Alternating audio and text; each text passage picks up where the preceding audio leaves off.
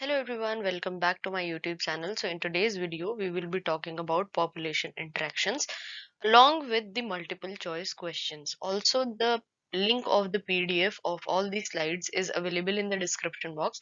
So you can directly click on that link and download the PDF. So without wasting any time, let's get started.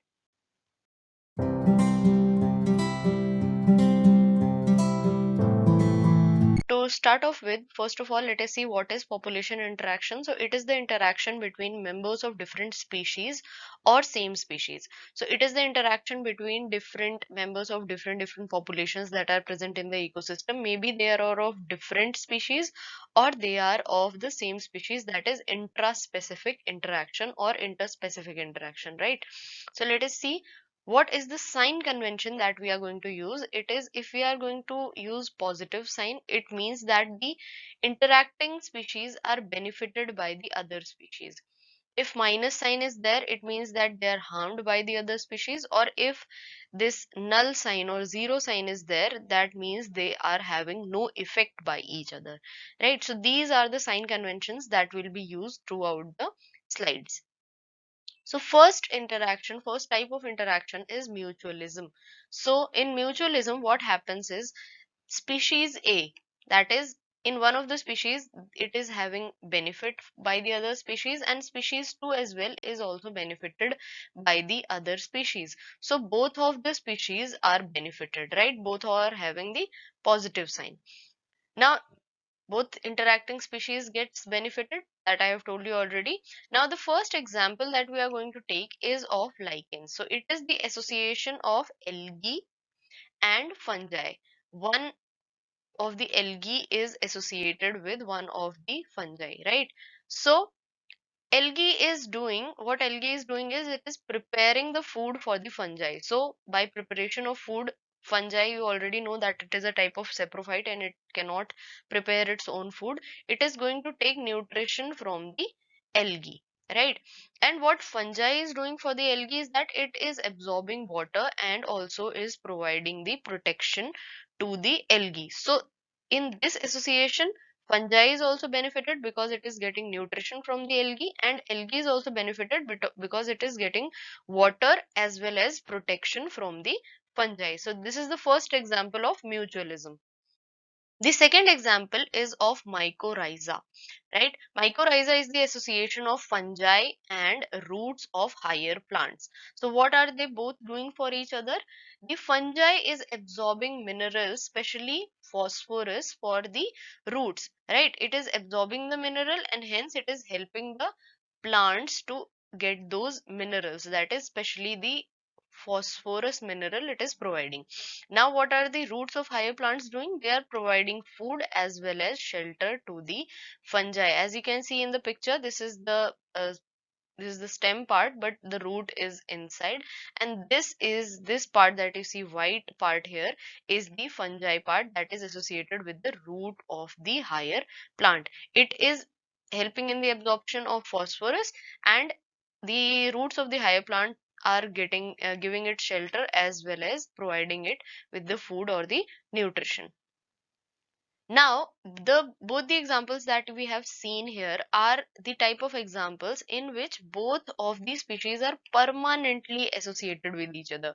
So, the type of mutualism where both species are permanently associated with each other, it has been given another term, that is symbiosis.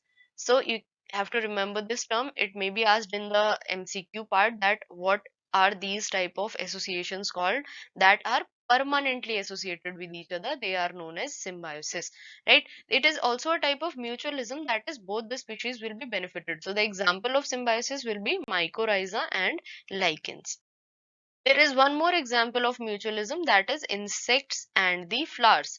So insects that are acting as the pollinator helps in the pollination of the flower, and the flowers are providing it with pollen or nectar, basically the food. The insects are getting either nectar from the flower or it is getting pollen from the flower that it uses as its food, and in turn it is helping the flower to get pollinated, right? So this is also a kind of mutualism because both the species are benefited from each other.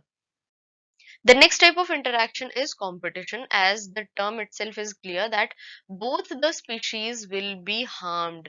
Like if there is a competition, both of the species are going to be harmed because both are going to try to uh, win in the competition, and hence they will be harmed. So what are the, mostly it is between the members of same species, right, or between members of closely related different species for common resource. Basically competition happens for common resources. If the organism is of same species, it is going to use the same kind of food or the same kind of space or the same kind of other resources like the minerals or the sunlight.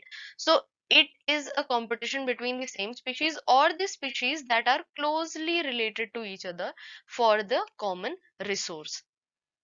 There is also a principle that was given by Gauss. It is known as the Gauss's competitive exclusion principle. Very important principle here. You have to remember this. The principle says two species closely related, right? Two species that are closely related and competing for the same resource. These species could be the species, members of the same species or of different species that are closely related and competing for the same resource cannot inhabit together for long time. That is, one of the member will be removed from that place.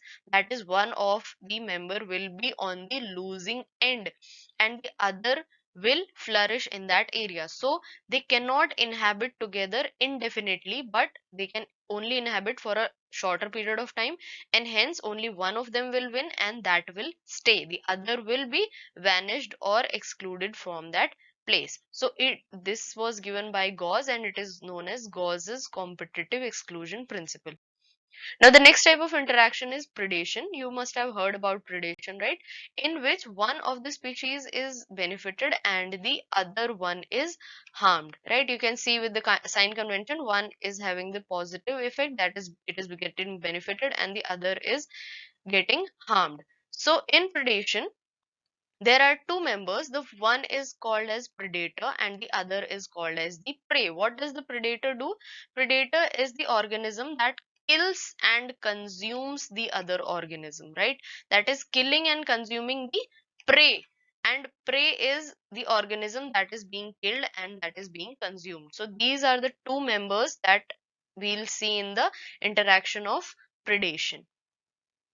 There is energy transfer from the prey to the predator. It is very clear, from the prey to the predator, the energy will be transferred because the predator is eating the prey. The predator population keeps a check on prey population. For example, let us see that this is grass, this is deer, and this is lion. As I have already talked about this kind of examples in other slides as well, that is of the food chain. The grass is there, the deer is there, and there is lion. If lion is not there, right, lion is the predator of deer, so the population of deer will increase to an extent that it will eat up all the grass, and only this will be existing in the ecosystem. So that is harmful for the ecosystem requires a clear food chain or food web in which the populations are being um, like it is being managed by the other population. They are being eaten and their population is decreasing, then they are reproducing, and then only their population is increasing. So there have to be a balance in the ecosystem. If there is no predator of an organism, its population will increase to an extent that will be harmful for the ecosystem. So the predator population keeps a check on the prey population.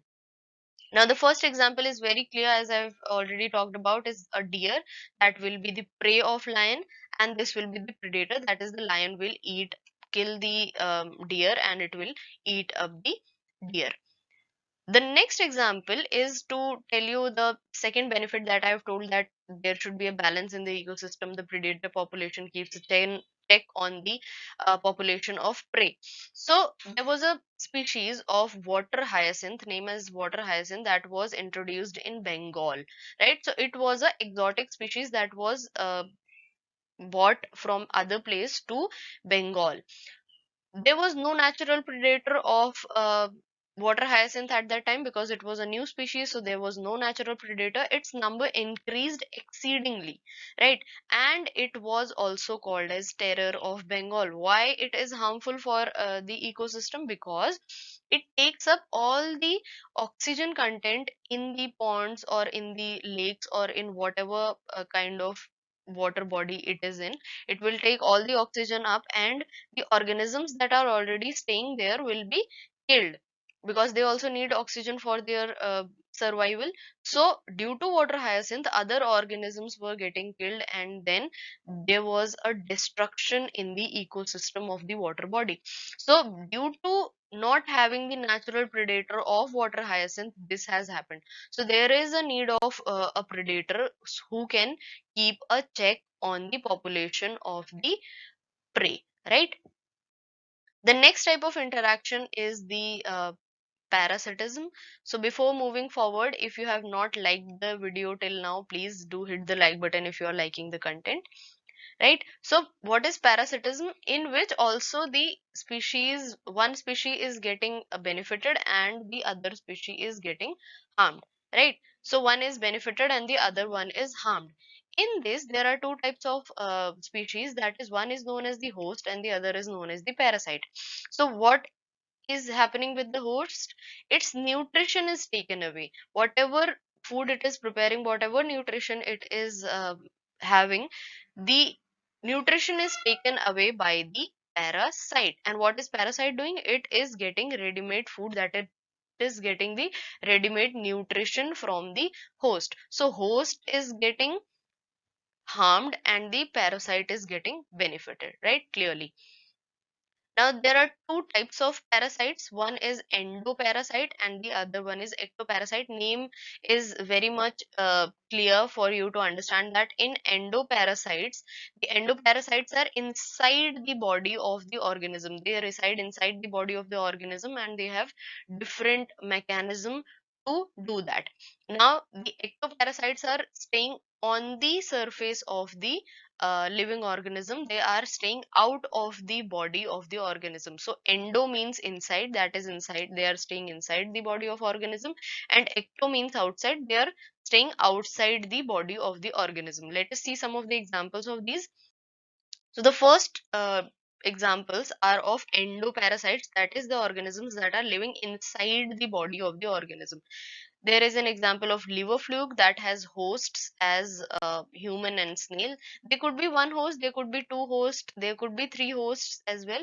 But here we have taken two examples of two host organisms and one of one host organism. They live in the body of the organism to complete their life cycle. So they need two organisms to complete their life cycles. That is liver fluke. You can see the diagram of liver fluke here.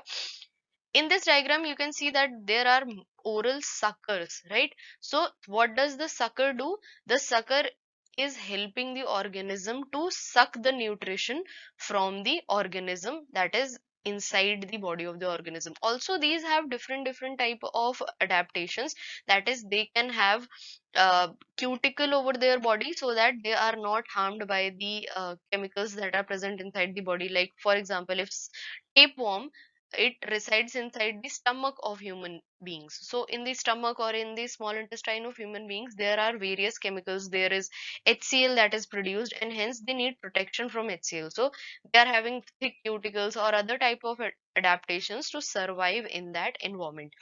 Tapeworm is also having a human and pig as its host, and roundworm is having, that is Ascaris, is having the humans as their host. Now we'll talk about the ectoparasites, that is the organisms or the parasites that are living outside the body. Leech, you must have heard about it. Is it sucks the blood out of the organisms, right? So leech is one of the examples. Lice, tick, which you see on dogs or other organisms, is also residing outside the body of the dog, right? Lices are there in the hair of human beings or on the scalp of human beings. And there is one more example, that is from plants, right? It is called as cascuta. You must have heard about amarbale, that is present on the surface of the large trees, and it is sucking the nutrition of the tree with the help of roots that are known as hostoria, right? They are sucking the blood of the tree with the help of hostoria, and hence they are also a kind of ectoparasites, as they are living on the surface of the higher plants. So hostoria is the part from which is helping it to suck the nutrition of the higher plants. Next interaction is commensalism, in which one of the species is benefited and the other species is not affected at all, right? I have told you that zero is for, or a null sign is for the organism that is not affected at all. So in commensalism, the first example is of whale and barnacles. What happens is the barnacles are living on the surface of this whale, and hence they are doing nothing but they are traveling with the whale in search of food. So whale is not affected at all, right? It is not affected, but the barnacles are benefited as they are living on the surface of the whale and traveling, moving to far off places for in search of food, right? So this is one of the example of commensalism. This second example is of tree and the epiphyte. What are the epiphytes? Epiphytes are the small plants that are living or growing on the tree branch. So in forest, what happens is there are long large trees, and hence if the organisms are here, if there are short plants that are present here, they are not going to get proper light, proper sunlight, they'll not get, right? So what happens is they are living on the branches of the large trees so that they can directly get the sunlight from the sun. So hence epiphytes are getting benefited and there is no effect on the trees. The next example is of cattles and egrets. Egrets are the smaller birds that are moving uh, around the cattles, or on they are sitting on the cattles. So they get the tiny insects that are loosened, that are present in the loosened up soil, because the animals are moving and they are having hooves in their foot, and hence it is loosening up the soil. Also they can have the insects that are present on the surface of the cattles, right? You can see here that they are sitting on the buffalo, the egrets are sitting on the buffalo, and they are waiting for the buffalo to stand up and hence help it to get the insects for them to eat. The next one is the sea anemone and the clownfish.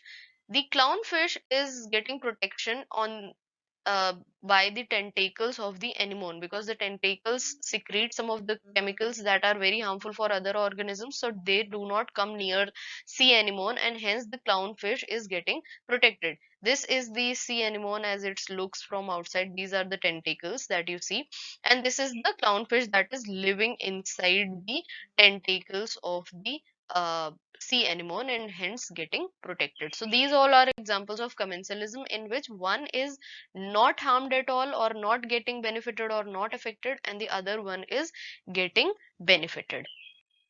The next type of interaction is in which one of the species is getting harmed and the other species is not affected at all. So in commensalism, the example is of antibiotics. Antibiotics that is coming from the penicillin, or for example, it is coming from any other organism. It is coming from penicillium and it is secreting penicillin, which is killing the bacteria. So bacteria is getting harmed, but penicillium has no effect at all. So this is the example of amencillism. I hope you have understood all the interactions. Now we'll do some of the MCQs related to this, which have been asked in the previous year question papers. So the first question is, most of the epiphytes are examples of type of biotic interactions called. If you have heard all the examples, you can easily do this question, right? So the options are mutualism, co-evolution, commensalism, or parasitism. Epiphyte is the example of which kind of interaction? So if you have not yet shared the video with your friends, please do that, right? So that they can also solve the previous year question papers and also uh, learn about population interaction in a very clear manner. So I hope you have given your answer. So the answer is C option, that is commensalism. Epiphyte was staying on the large trees and it was getting benefited. Trees were not affected at all, right? So they were not affected, and the trees were epiphytes were getting benefited. So it is an example of commensalism, in which one of the species is getting benefited, other is not affected at all. So the C option is correct. Next question is, parasites in a population can. What can parasites in a population do? These are three of the options. It can influence host population cycles. It can change ecological communities. It can change community structure, right?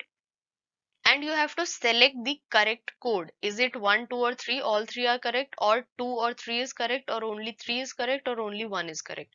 So you can see here that the first one is definitely correct, as I have told you that it influences or it keeps a check on the population of the host, right? So first option is correct. So either this is correct or either this is correct, right?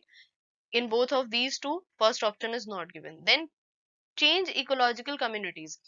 If you can change the population of the ecosystem, you can also change the community structure of the system, right? Because the community is made up of different types of population in the ecosystem. So the parasites can also change the ecological communities. So here we can see that the first option is only having the option 1 and 2.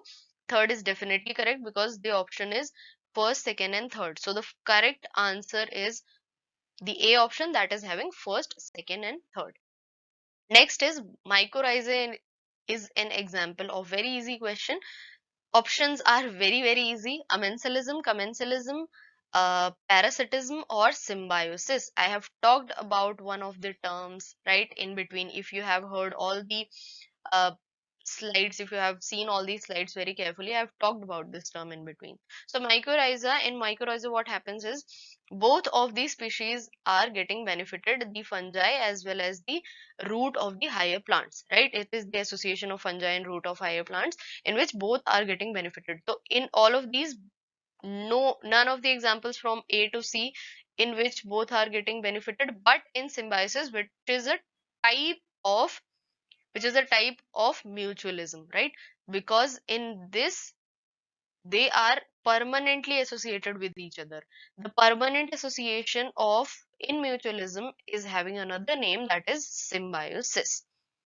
So the last question for today is, which of the following is used as plant indicator for detection of SO2, that is sulfur dioxide and hydrogen fluoride in air? So the options are lichen, orchid, apricot, and tobacco. It is a very clear answer because we have just talked about one of this.